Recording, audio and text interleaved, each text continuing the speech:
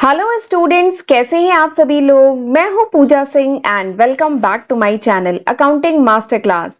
And इस समय हम पढ़ रहे हैं chapter public, private and global enterprises. काफी इंपॉर्टेंट चैप्टर है ये, तो इस समय हम लोग ये चैप्टर डिस्कस कर रहे हैं, जिसपे आज मेरा ये तीसरा लेक्चर वीडियो है। तो चलिए एक बार शॉर्ट में आपको बताती हूँ कि ये जो चैप्टर हम लोग पढ़ रहे हैं इस समय, इसमें हम लोग क्या क्या पढ़ चुके हैं एंड आज के लेक्चर में हम क्या पढ़ेंगे।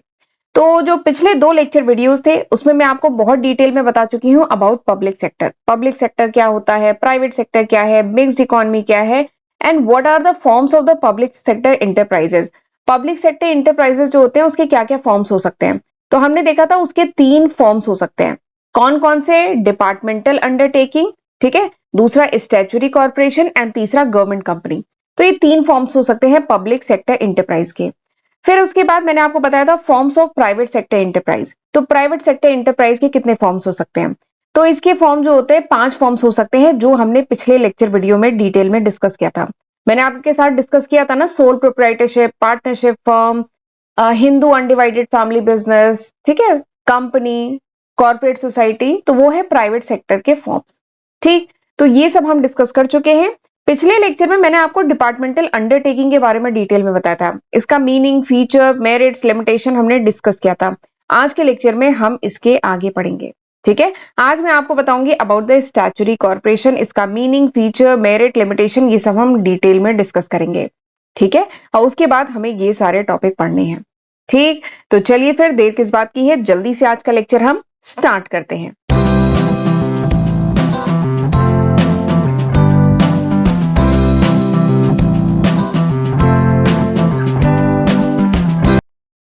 तो मैंने आपको बताया था जो इंडियन इकोनॉमी है इसको हम मोटा मोटा 2 कह लीजिए सेक्टर्स में डिवाइड कर सकते हैं।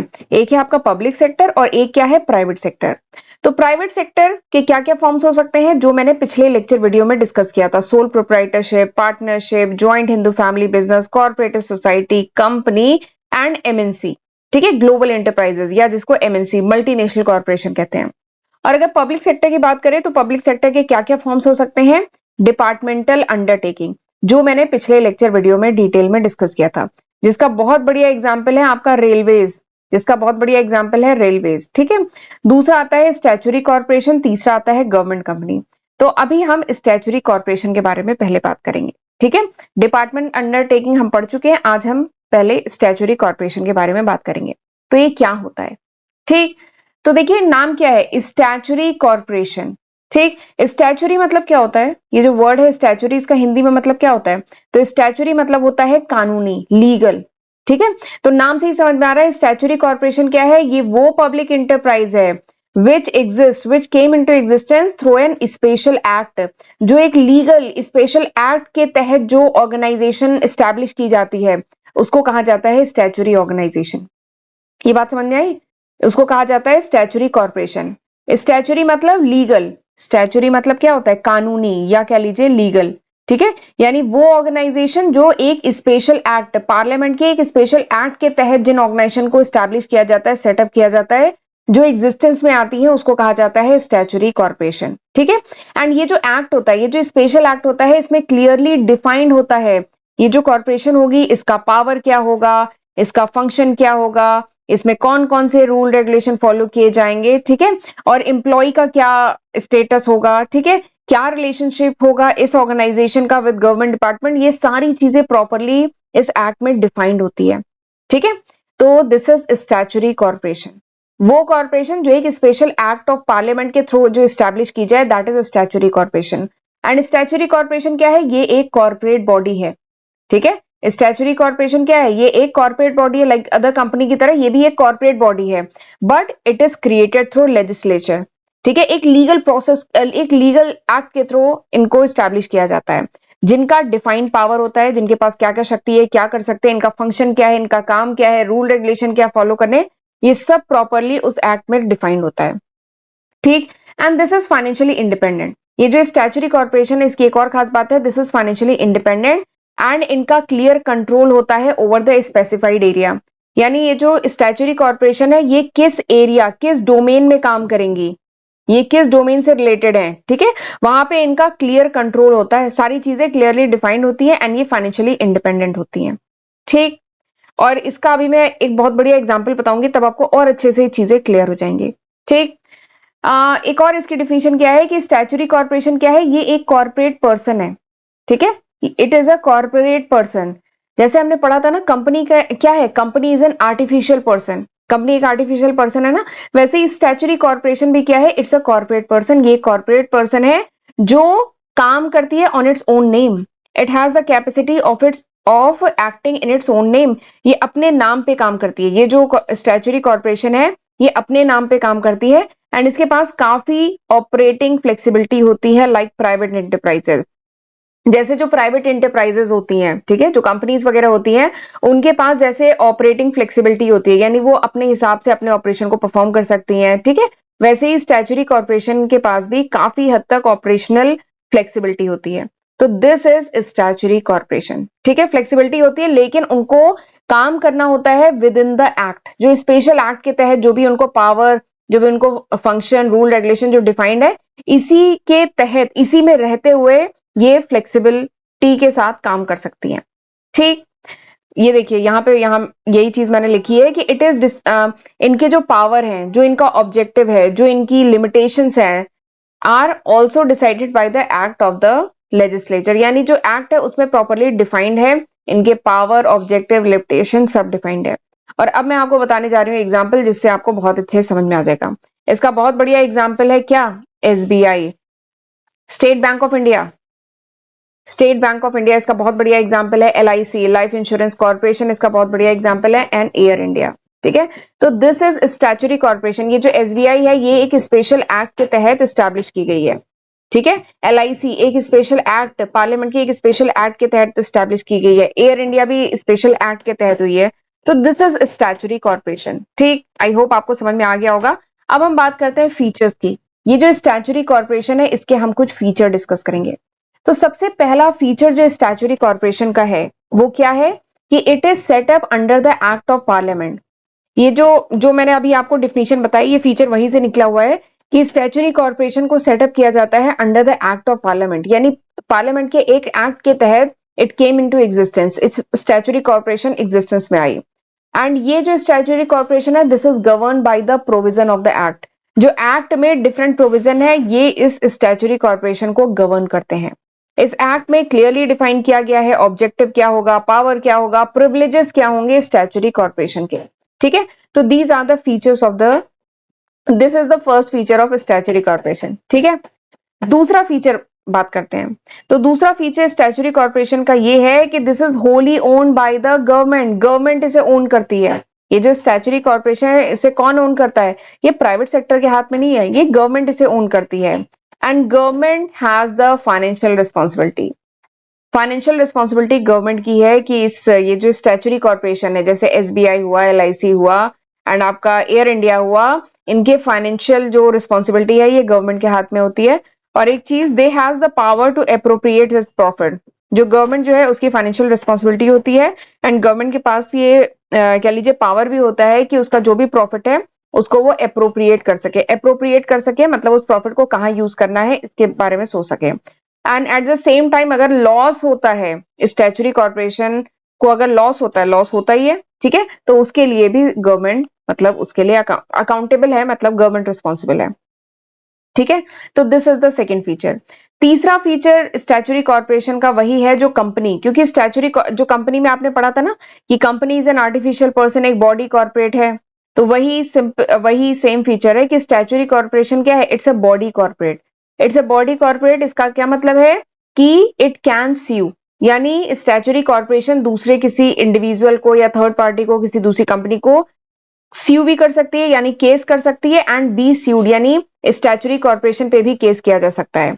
Statutory corporation can enter into contract, जैसे हमने पढ़ा था ना, आर्टिफिशियल पर्सन है, company is an artificial person, तो कंपनी भी केस कर सकती है या उस पर केस किया जा सकता है, किसी कॉन्ट्रैक्ट में एंटर हो सकती है, अपने नाम पे कोई प्रॉपर्टी खरीद सकती है। ठीक है, सेम वही कॉन्सेप्ट है कि स्टैच्यूटरी कॉर्पोरेशन एक बॉडी कॉर्पोरेट है, तो इस ये केस भी कर सकती है, इस पे भी केस किया जा सकता है, ये किसी कॉन्ट्रैक्ट में एंटर हो सकती है, अपने नाम पे प्रॉपर्टी भी खरीद सकती है। ठीक है, तो these are the three feature. और कुछ फीचर की बात करते हैं। अगला जो फीचर है that is independently finance. Statutory corporation को अगर फंड की जरूरत होगी तो क्या होगा, तो स्टैट्यूटरी कॉर्पोरेशन जो है, अगर उसे फंड की जरूरत होती है then it can take borrowing from the government. Statutory corporation government से भी बोरो कर सकती है या फिर पब्लिक से भी करती है। आपको एसबीआई के शेयर स्टॉक मार्केट में भी तो मिल जाएंगे, एसबीआई के शेयर, एलआईसी के शेयर स्टॉक मार्केट में भी तो लिस्टेड है। तो स्टैट्यूटरी कॉर्पोरेशन की बात कहें तो इसको अगर फंडिंग की जरूरत होती है तो ये गवर्नमेंट से भी ले सकती है, नॉर्मल पब्लिक से भी ले सकती है, ठीक है। एंड जो भी उसको रेवेन्यू होता है, स्टैट्यूटरी कॉर्पोरेशन को जो भी रेवेन्यू होता है, क्योंकि वो कुछ प्रोडक्ट, कुछ गुड्स एंड सर्विसेज सेल कर रही है ना, जैसे एसबीआई की बात करें तो ये सर्विसेज प्रोवाइड कर रहा है, एलआईसी की बात करें तो ये क्या है, प्रोडक्ट दे रहा है, सर्विसेज प्रोवाइड कर रहा है। तो इसको जो भी गुड्स या सर्विसेज सेल करने से जो भी रेवेन्यू होता है, तो स्टैट्यूटरी कॉर्पोरेशन को अथॉरिटी होती है कि इस रेवेन्यू को कहां पे यूज करना है, वो डिसाइड कर सकती है। बट ये सारे काम करने होते हैं विद इन द एक्ट।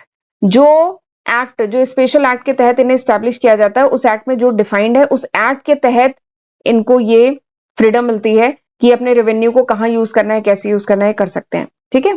तो समझ में आ गया, इनको फंड की जरूरत होती है तो कहां से आता है, पब्लिक से, या ये गवर्नमेंट से भी बोरो कर सकती हैं, ठीक। इसीलिए इन कंपनीज के शेयर जो है स्टॉक मार्केट में लिस्टेड है, क्योंकि ये पब्लिक से भी फंड इन्होंने लिया है, ठीक। नेक्स्ट जो पांचवा फीचर है दैट इज सर्विस कंडीशन। अगला जो पांचवा फीचर है स्टैट्यूटरी कॉर्पोरेशन का, वो है सर्विस कंडीशन। तो अगर सर्विस कंडीशन की बात करें तो जो इन कंपनीज के जो एम्प्लॉय हैं, जैसे एसबीआई, एलआईसी, या जो आपके एयर इंडिया के जो एम्प्लॉयज हैं, they are governed by the provision of act itself. यानी जो भी स्पेशल एक्ट के तहत इन्हें स्टैब्लिश किया गया है, उस एक्ट में जो भी एम्प्लॉय से रिलेटेड, जो भी एम्प्लॉयमेंट से रिलेटेड जो प्रोविजन है, उसके तहत यहाँ पे सर्विस कंडीशन होती है एम्प्लॉय की, ठीक है। एंड एक चीज और है, गवर्नमेंट डिपार्टमेंट जो होते हैं वो डेपुटेशन पे, यानी कुछ समय के लिए कुछ ऑफिसर्स भी अपॉइंट कर सकते हैं इन ऑर्गेनाइजेशन को हेड करने के लिए। ये बात समझ में आई। जैसे एलआईसी है या एसबीआई है, वैसे तो ये इंडिपेंडेंटली काम कर रही है, लेकिन क्योंकि ये पब्लिक सेक्टर में आती है तो इसलिए गवर्नमेंट डिपार्टमेंट भी अगर रिक्वायरमेंट है तो बीच बीच में डेपुटेशन पे, यानी एक टेम्परेरी पीरियड के लिए इन ऑर्गेनाइजेशन को हेड करने के लिए एक कुछ ऑफिसर अपॉइंट कर सकते हैं टॉप पोजीशन पे, ठीक है। तो ये हो गई इनकी सर्विस कंडीशन। ये आई होप आपको यहां तक समझ में आ गया होगा। चलिए आगे बात करते हैं इसकी मेरिट्स की। तो अगर फीचर अच्छे से समझ में आ गया है, स्टैट्यूटरी कॉर्पोरेशन अच्छे से समझ में आ गया है, तो अब मेरिट में ज्यादा ही मेहनत नहीं करनी है, जल्दी से समझ में आएगा। तो स्टैट्यूटरी कॉर्पोरेशन के मेरिट्स की अगर हम बात करें तो सबसे पहला मेरिट क्या है कि इनको ऑपरेशनल फ्लेक्सिबिलिटी होती है, ठीक है। इनको थोड़ी सी ज्यादा फ्लेक्सिबिलिटी होती है, ऑपरेशनल फ्लेक्सिबिलिटी होती है। इनको high degree of operational flexibility. Operational flexibility मतलब समझ रहे हैं ना, ऑपरेशन परफॉर्म करने में। ये ऑर्गेनाइजेशन है ना, स्टैट्यूटरी कॉर्पोरेशन है, इनका काम है गुड्स या सर्विसेज जिस भी एरिया में ये है उसमें अच्छे से काम करना। तो थोड़ी सी फ्लेक्सिबिलिटी की जरूरत होती है, क्योंकि देखिए मार्केट तो चेंज हो रहा है, बिजनेस एनवायरनमेंट चेंज हो रहा है, तो जैसे कस्टमर की रिक्वायरमेंट चेंज हो रही है उसके हिसाब से ऑर्गेनाइजेशन को भी अपने प्रोडक्ट या सर्विसेज में चेंज करने की जरूरत है। तो एक बहुत अच्छी बात है, इसका मेरिट ये है कि यहाँ पे क्या होता है, there is a high degree of operational flexibility, ठीक है। And they enjoy independence in their functioning. इनको जो भी काम परफॉर्म करना है, जो भी फंक्शन है, उसमें थोड़ी सी इनको स्वतंत्रता दी जाती है, और इतना ज्यादा government regulation, government control, unnecessary का इंटरफेरेंस इतना ज्यादा नहीं होता है। तो ये इसका पहला मेरिट है। दूसरा इसका मेरिट क्या है, फाइनेंशियल इंडिपेंडेंस। दूसरा इसका मेरिट क्या है, फाइनेंशियल इंडिपेंडेंस। आपने इससे पहले जब मैं आपको पढ़ा रही थी डिपार्टमेंटल अंडरटेकिंग, तो वहां पे आपने देखा था गवर्नमेंट जो बजट लाती है, उस बजट में से एक सर्टेन पोर्शन एलोकेट किया जाता है, किस लिए, डिपार्टमेंटल अंडरटेकिंग। मतलब डिपार्टमेंटल अंडरटेकिंग का सबसे बढ़िया एग्जाम्पल है रेलवेज। जो बजट आता है उसमें रेलवे के लिए भी थोड़ा सा फंड एलोकेट किया जाता है, ठीक है, अलग किया जाता है। बट ये जो स्टैट्यूटरी कॉर्पोरेशन है ना, दीज आर फाइनेंशियली इंडिपेंडेंट, ये फाइनेंशियली इंडिपेंडेंट है। ऐसा कोई सेंट्रल गवर्नमेंट का कोई बजट में से इनको कुछ फंड ऐसा दिया जाता है, ऐसा नहीं होता है, ठीक है। अगर इन्हें फंड की रिक्वायरमेंट है then they can borrow from the government, government से बोरो कर सकते हैं, बट ये पब्लिक से भी बोरो कर सकते हैं। इसीलिए इन कंपनी का, कौन पब्लिक से बोरो कर सकता है, ये स्टैट्यूटरी कॉर्पोरेशन पब्लिक से भी बोरो कर सकते हैं, इसीलिए इन कंपनी का शेयर स्टॉक मार्केट में लिस्टेड है।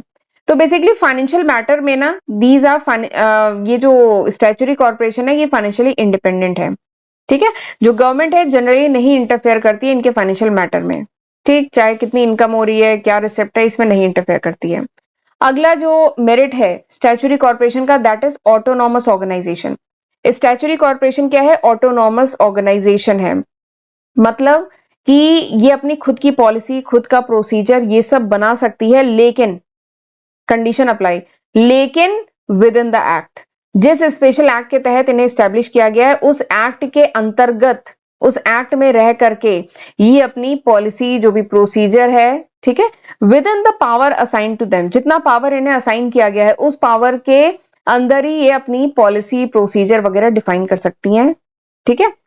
बट अगर कोई ऐसा मैटर है जहां पे कुछ डिस्प्यूट हो गया है, तो उस केस में इन्हें they need prior approval of the particular ministry, ठीक है। कभी कभार कुछ ऐसे इशू आ जाते हैं, कुछ ऐसे मैटर आ जाते हैं, तो वहां पे उनको मिनिस्ट्री का अप्रूवल चाहिए। बाकी अदरवाइज एक्ट में रहते हुए, एक्ट के अंतर्गत वो अपनी पॉलिसी, अपने प्रोसीजर खुद फ्रेम करती हैं, ठीक। तो ये इसका तीसरा मेरिट हुआ। चौथा मेरिट क्या है? वैल्यूएबल है। ये जो स्टैट्यूटरी कॉर्पोरेशन है, ये बहुत इंपॉर्टेंट, बहुत वैल्यूएबल इंस्ट्रूमेंट है फॉर द इकोनॉमिक डेवलपमेंट। अगर बात करें एसबीआई, मतलब इंडिया की बहुत बड़ी पॉपुलेशन का जो बैंक अकाउंट है वो एसबीआई में है, ठीक है। एलआईसी सबका भरोसा है, भले ही प्राइवेट सेक्टर में कितने सारे अलग अलग इंश्योरेंस आ गए हैं, लेकिन सबका भरोसा आज भी एलआईसी पे बना हुआ है, ठीक है। तो बात करें तो स्टैट्यूटरी कॉर्पोरेशन जो है ना, बहुत ही वैल्यूएबल इंस्ट्रूमेंट है for economic development of the economy. हमारी इंडियन इकोनॉमी के इकोनॉमिक डेवलपमेंट में बहुत बड़ा योगदान है, बहुत बड़ा कंट्रीब्यूशन है स्टैट्यूटरी कॉर्पोरेशन का। It has the power of the government combined with initiative of the private enterprise. मतलब स्टैट्यूटरी कॉर्पोरेशन कह लीजिए गवर्नमेंट प्लस प्राइवेट का बहुत बढ़िया कॉम्बिनेशन है।